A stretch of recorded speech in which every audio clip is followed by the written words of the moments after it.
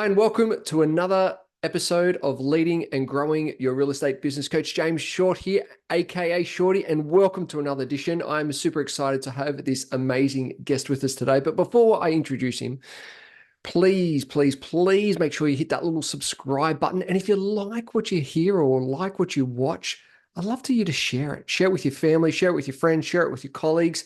Let's get that word and let's get those messages out there, because there's been some amazing pieces of gold nuggets over these episodes and over the series. So who do we have today? Oh my goodness. It's an honor and a privilege to introduce you to this gentleman, the godfather, the one of the founding fathers of the health and fitness and wellness industry. Jamie Hayes is a renowned expert in weight loss and fitness with a distinguished career dedicated to helping individuals achieve their health and wellness goals.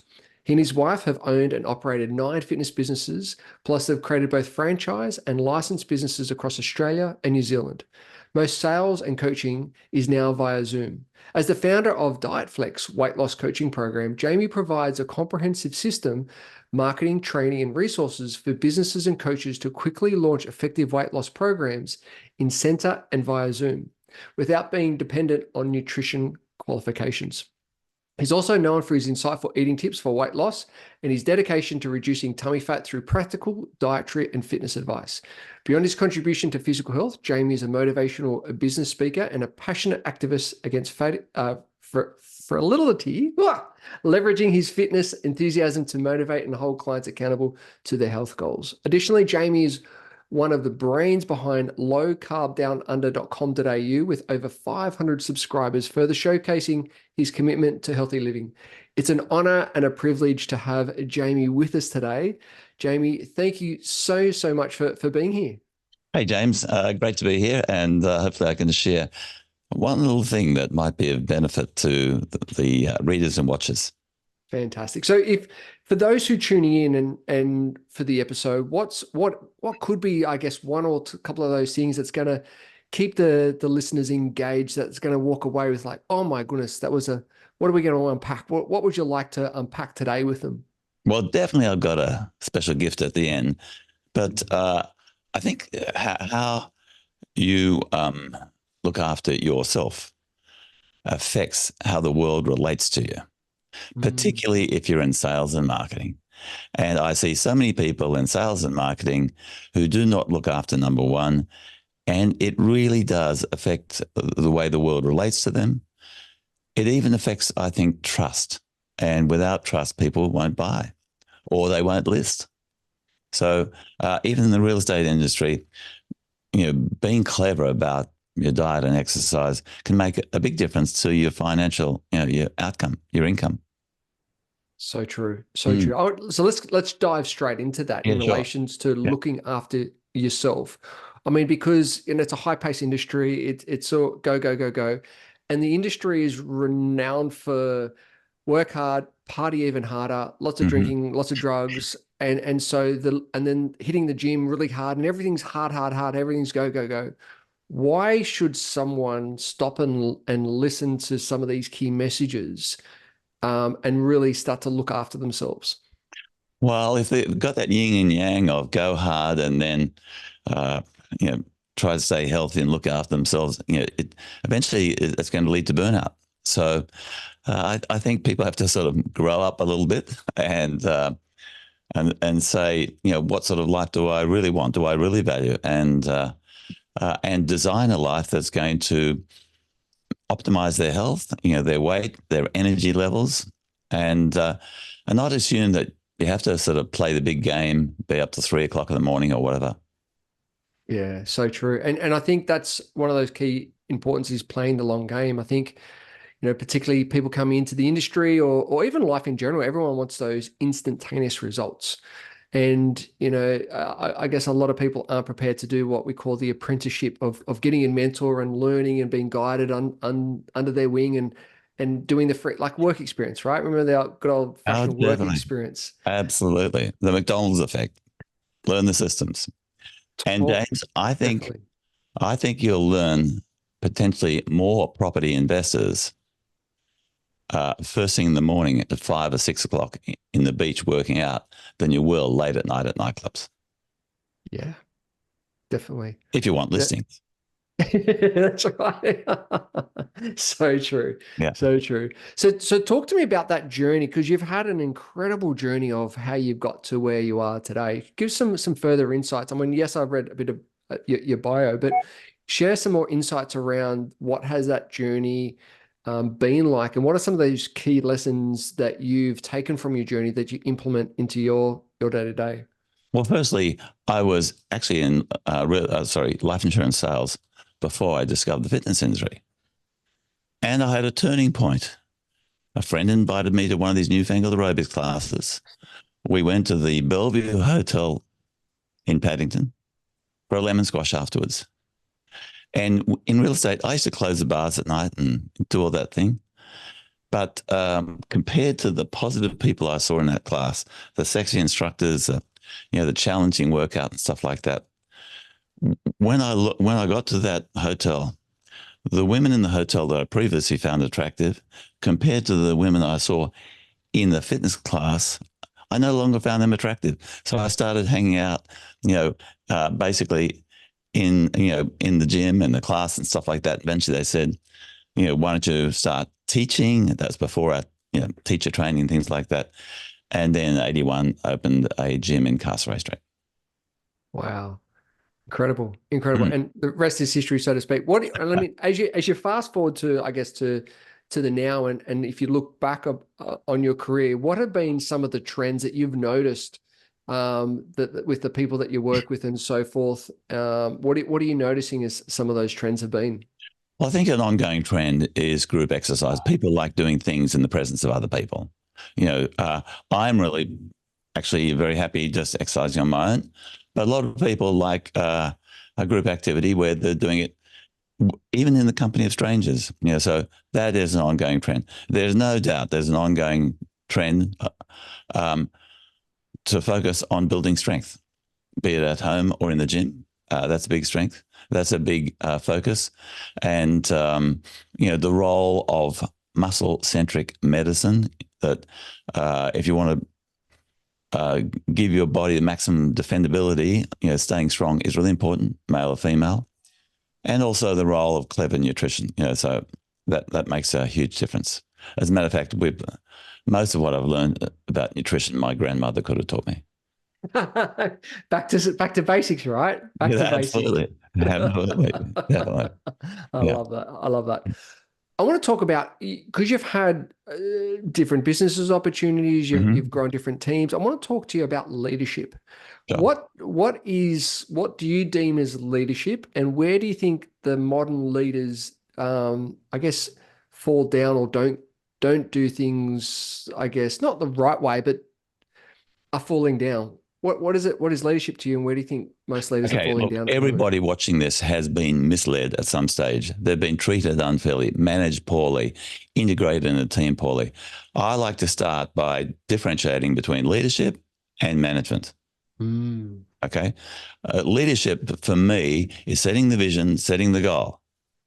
Management is making things happen through systems and people and training. So I think a good manager is a good trainer, and most people, almost everybody. As a matter of fact, James, I bet you couldn't name somebody who went to school, university, and did a course on how to manage people. They just didn't do it. And in business, we rise to our level of incompetence. We're good at sales. We become sales manager.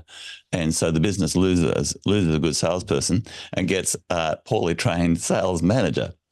And we've all been mismanaged. So I think it's good to distinguish between setting the vision, setting the goal, setting the direction, which can change from time to time depending upon market circumstances, and the business model, and management, making it happen. There's a saying that all business owners, all managers are looking for good people.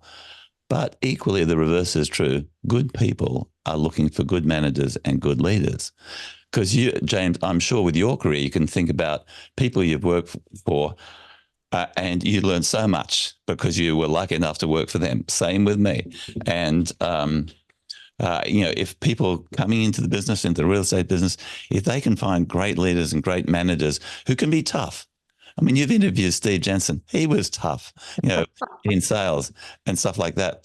But tough but fair, and committed to training people. Everybody can think of a sports master or a teacher, back in the earlier days that was super tough with them, but saw that they could achieve something more than they could envisage themselves, and asked them to do things that they thought they couldn't do, but they end up being able to do. And in hindsight, we look back upon that teacher, that sports coach, with affection. The most, and it may be, I know my boys' school, the religious minister, absolutely fantastic. Tough, but they if there's one thing the old boys wanted to have, who was it? It was him, to attend their dinners and things like that. So Interesting, isn't it? If you're a leader, a manager, be that person, which also means you're the stepping stone for that person to their future career. But you can say to them, whilst you're here, and I'm going to be tough on you and teach you and our systems, and I am nothing but a stepping stone to your future career or your future goals. But while you're with me, step hard. And you've got to be willing to take feedback. So, love that. And so do you think leaders, those in leadership roles today, do you think they get confused with, am I a leader or am I a manager, or what am I, or am I X role? Where do you think sometimes the confusion can lie? Well, that's a very good question, and sometimes difficult, because often, in a small business, the person is both the leader and the manager. I actually encourage all small businesses to have an org chart which separates the shareholders of the business, typically the husband and wife, or it might be others, and the manager. And so it's super clear, who are the shareholders, which would typically includes the founder who sets the vision, and the manager. And the manager is responsible for 4 key functions: marketing, lead generation; sales conversion or listings and things like that; delivering the service; and finance, getting paid. And if you start by just having an org chart for our business, with the various functions and roles, and typically it looks like that, with those 4 key roles down the bottom that have to be managed, and put names in each one of those functions, and then KPIs in those functions, and then processes in those functions. This is how we do marketing around here. This is how we do sales, be it property sales or listings. This is how we delight the customers so they create referrals. And this is how we manage the finances, accounts payable, receivable, payroll, things like that. And some of those can happen within the office. Marketing and finance can happen outside the office. Yeah, I love that. And hopefully, I'm a fan of open book management. That on the 15th of every month, the shareholders, might be Bill and Betty, the owners, get together with the manager, which may be Betty, or it might be Sandra, it might be another person, and look at the profit and loss and say, how are we doing? So there's complete transparency. Yeah, that's beautiful. And that's I fantastic. learned a lesson. My father, before he passed away, took me to a Swans game with our son. So there's 3 generations. And suddenly I looked around. This is the Sydney football ground.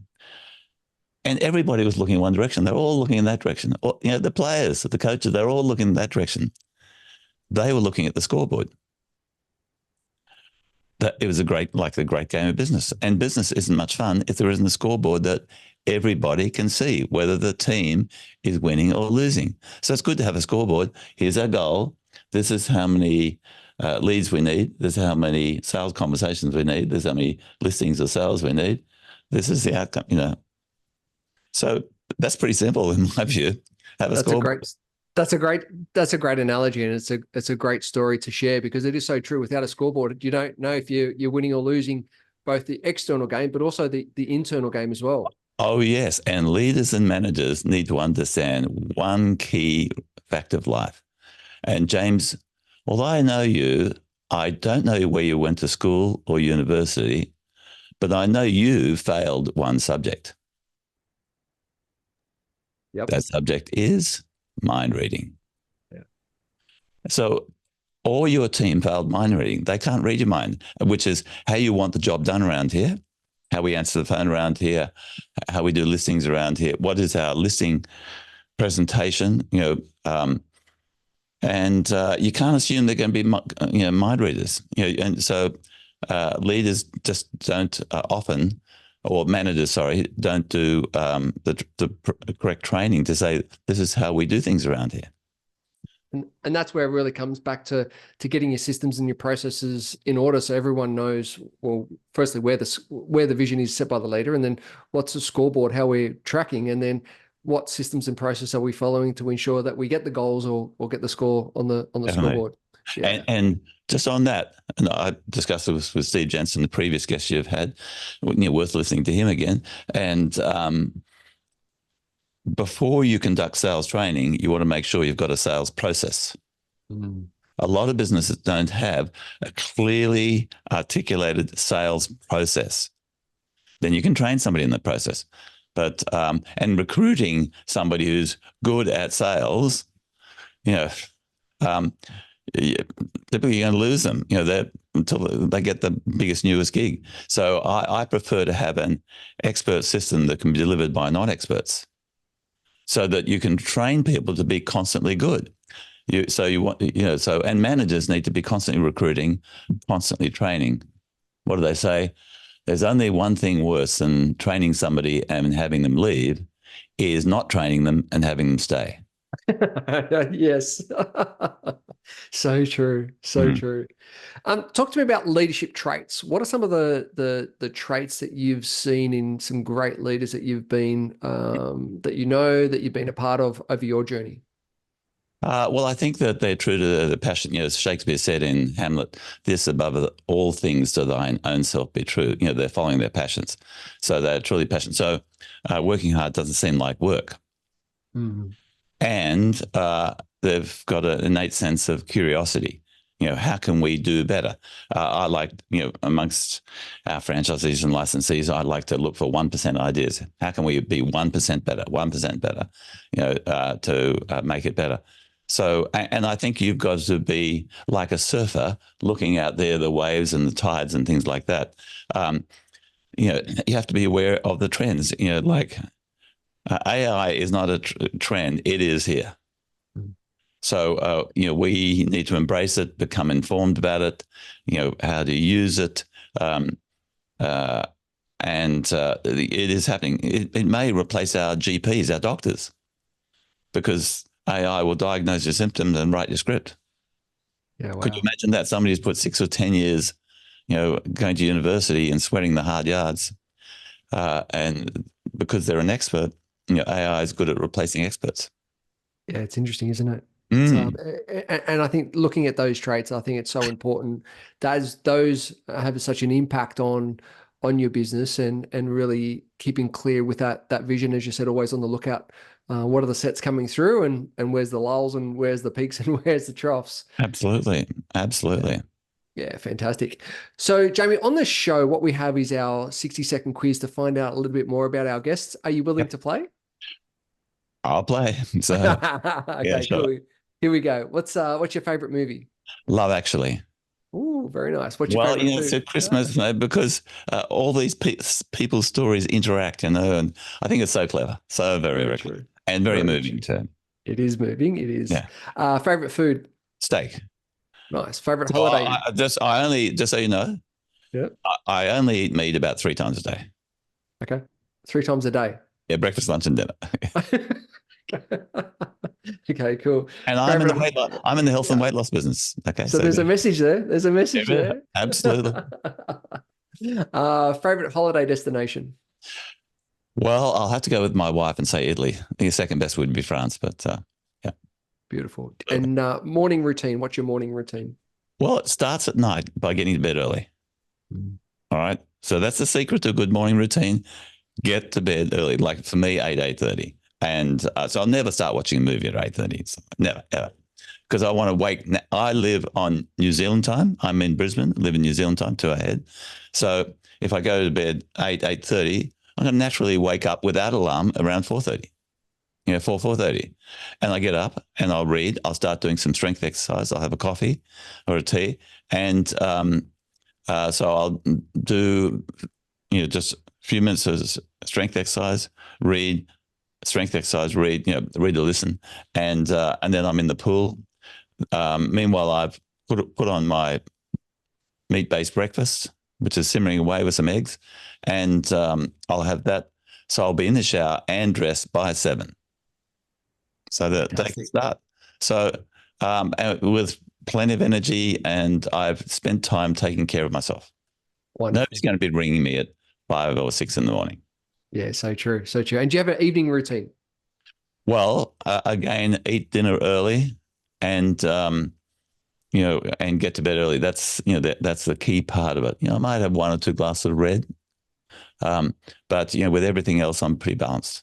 Yeah, beautiful. And if you could choose 5 inspirational people to have dinner with, they could be dead or alive, who would they be? Mm-hmm.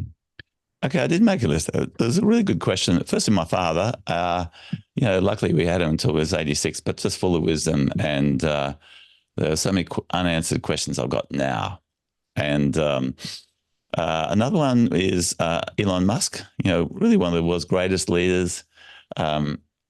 Always got a great way of thinking about problems. Basically,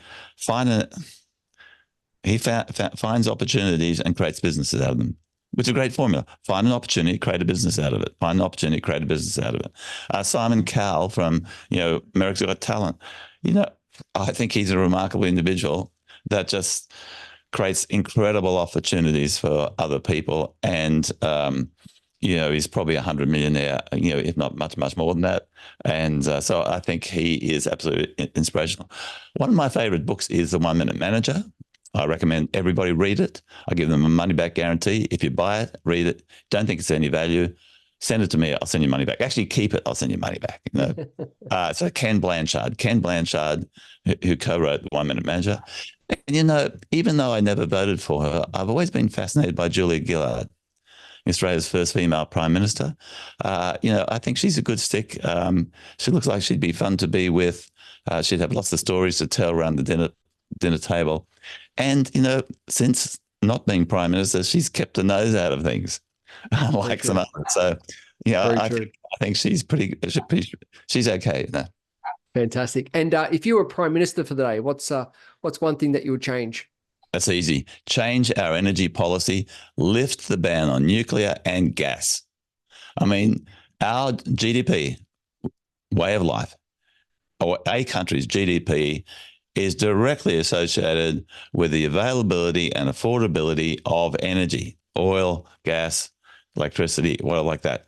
And I think we're being misled, and it's going to create it's economic vandalism in my view. Yeah, definitely. And so if you would have a best piece of advice, what would it be? Study what you seek, read broadly, and form a view with perspective. Go looking for mentors. Go looking for people to work who have the skills and ability that you want. Even if you pay the price of being paid less, it's absolutely worth it. I can think of people in the fitness industry and other industries. How lucky would you have been to be able to work for fantastic leaders and fantastic managers, or somebody like Steve Jensen, who probably the best sales manager in Australia, and trainer. So, but would it be easy? No, it wouldn't be. No, it wouldn't be. But I have seen him create so many leaders. Yeah, very true. Very true. So what's coming up for you? What are some of the ththings that you're working on? What are your plans over the next short little while? Definitely, we're growing our home-based Dietflex license, around Australia and New Zealand, helping people set up their own home-based business without needing any qualifications, which is interesting. So Michael Gerber in the book The E-Myth said an ideal franchise business has expert systems that can be delivered profitably by non-experts. And I think all businesses work like that, have expert systems that can be delivered profitably by non-experts, and so people can have their own business without being an expert. Love it. Fantastic. And so how can people reach out to you? Where can they go? How can they find more information? Okay. Well, if they go to Dietflex, Dietflex, and people say don't diet, but our guiding philosophy is because one diet does not suit everybody, people need a flexible approach to develop the diet that's right for their body, plus the support and accountability, to make the behavior change. But so people go to dietflex.com.au/Jamie, Jamie. They can book a chat and be about business or weight loss, whatever like that. And we do have a little gift for your viewers as well. Love it. So head over to dietflex.com.au/Jamie. And the gift for those people who like a glass of wine now and then, but still want to watch their tummy, if they go to dietflex.com.au/wine lovers guide with a dash between wine lovers guide, and they can get a beautiful PDF which can answer some questions. If they want more information, they can get it there. Definitely. We'll have that in the show notes for all those with the link. So make sure you click on that and get your cheat sheets, your notes, your stacks of information there. Jamie, like always, appreciate your time, appreciate your expertise, appreciate your knowledge, just appreciate you. Thank you for being amazing. Thank you for changing so many thousands of people's lives. You're an amazing human being, and I just wanted to say thank you. Hey, James, thanks, and all credit to what you're doing. Yeah, you're making a big difference to a bucket load through your podcast and coaching, things like that. So good on you. Awesome. Thank you very much. I'll talk to you soon. Okay, James.